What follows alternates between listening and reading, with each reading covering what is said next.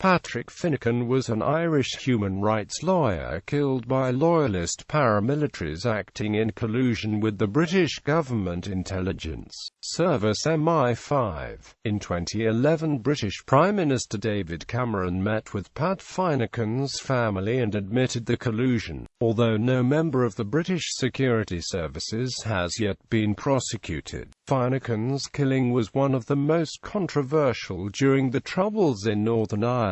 Finucane came to prominence due to successfully challenging the British government in several important human rights cases during the 1980s. He was shot 14 times as he sat eating a meal at his Belfast home with his 3 children and his wife, who was also wounded during the attack. In September 2004, an Ulster Defence Association member, and at the time of the murder a paid informant for the Royal Ulster Constabulary, Ken Barrett, pleaded guilty to his murder. After much international pressure, the British government eventually announced that an inquiry would be held. This was one result of an agreement made between the British and Irish governments at Weston Park in 2001. The British government said it would comply with the terms agreed by the two governments at Weston Park. They agreed to appoint an international judge that would review Finucane's case, and if evidence of collusion was found, a public inquiry would be recommended. The British government reneged on this promise to Finucane's family after the international judge found evidence of collusion. The Daily Telegraph quoted Prime Minister David Cameron saying, "People in buildings all around here who won't let it happen." 2 public investigations concluded that elements of the British security forces colluded in Finucane's murder, and there have been high-profile calls for a public inquiry. However, in October 2011, it was announced that a planned public inquiry would be replaced by a less wide-ranging review. This review, led by Desmond Lorenz de Silva, released a report in December 2012 acknowledging that the case entailed a willful and abject failure by successive governments. Finucane's family called the de Silva report a sham. Background: born into a Catholic family in 1949, Finucane was the eldest child, with 6 brothers and 1 sister. He graduated from Trinity College, Dublin in 1973.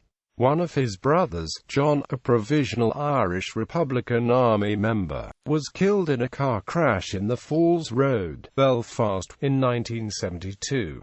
Another brother, Ermit, successfully contested attempts to extradite him to Northern Ireland from the Republic of Ireland for his part in the killing of a prison officer. He was one of 38 IRA prisoners who escaped from HMP Maze in 1983. A third brother, Seamus, was the fiancé of Mayor Ed Farrell, one of the IRA trio shot dead by the Special Air Service in Gibraltar in March 1988. Seamus was the leader of an IRA unit in West Belfast before his arrest in 1976 with Bobby Sands and 7 other IRA men, during an attempt to destroy Balmoral's furniture store in South Belfast. He was sentenced to 14 years imprisonment. Finucane's wife, Geraldine, whom he met at Trinity College, is the daughter of middle-class Protestants. Together they had 3 children. His uncle Brendan "Paddy" Finucane was an ace fighter pilot praised by Churchill for his heroism. Pat Finucane's best-known client was the IRA hunger striker Bobby Sands. He also represented other IRA and Irish National Liberation Army hunger strikers who died during the 1981 Maze prison protest, Brian Gillen, and the widow of Gervais McCurr, one of 3 men shot dead by the Royal Ulster Constabulary in a shoot-to-kill incident in 1982. In 1988, he represented Pat Finucane, who was charged in connection with the corporal's killings, and was photographed with Finucane outside Crumlin Road Courthouse.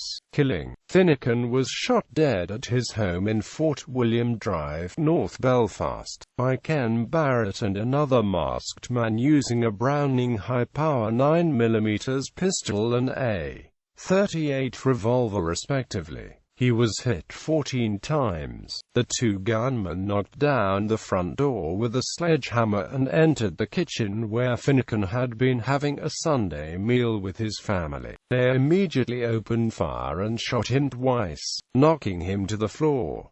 Then, while standing over him, the leading gunman fired 12 bullets into his face at close range. Finucane's wife Geraldine was slightly wounded in the shooting attack, which the three children witnessed as they hid underneath the table. The Royal Ulster Constabulary immediately launched an investigation into the killing. The senior officer heading the SID team was Detective Superintendent Alan Simpson, who set up a major incident room inside the RUCD Division Antrim Road Station. Simpson's investigation ran for 6 weeks, and he later stated that, from the beginning, there had been a noticeable lack of intelligence coming from the other agencies regarding the killing. Finucane's killing was widely suspected by human rights groups to have been perpetrated in collusion with officers of the RUC, and in 2003, the British government Stevens report stated that the killing was indeed carried out with the collusion of police in Northern Ireland. The Ulster Defence Association, Ulster Freedom Fighters, claimed they killed the 39-year-old solicitor because he was a high-ranking officer in the IRA. Police at his inquest said they had no evidence to support this claim. Finucane had represented Republicans in many high-profile cases, but he had also represented loyalists. Several members of his family had Republican links,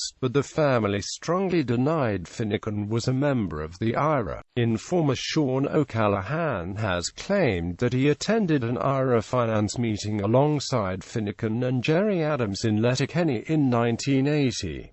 However, both Finucane and Adams have consistently denied being IRA members. In Finucane's case, both the RUC and the Stevens report found that he was not a member of the IRA. Republicans have strongly criticized the claims made by O'Callaghan in his book, The Informer, and subsequent newspaper articles. One Republican source says O'Callaghan has been forced to overstate his former importance in the IRA and to make increasingly outlandish accusations against individual Republicans. Later investigations into the murder. In 1999, the third inquiry of John Stevens into allegations of collusion between the security forces and loyalist paramilitaries concluded that there was such collusion in the murders of Finucane and Brian Adam Lambert. As a result of the inquiry, RUC Special Branch Agent and Loyalist Quartermaster William Stobie, a member of the Ulster Defence Association, was later charged with supplying one of the pistols used to kill Finucane, but his trial collapsed because he claimed that he had given information about his actions to his special branch handlers. The pistol belonged to the UDA, which at the time was a legal organisation under British law. A further suspect, Brian Nelson, was a member of the Army's Force Research Unit. He had provided information about Finucane's whereabouts, and also claimed that he had alerted his handlers about the planned killing. In 2000, Amnesty International demanded that the then Secretary of State for Northern Ireland, Peter Mandelson, open a public inquiry into events surrounding his death. In 2001, as a result of the Western Park talks,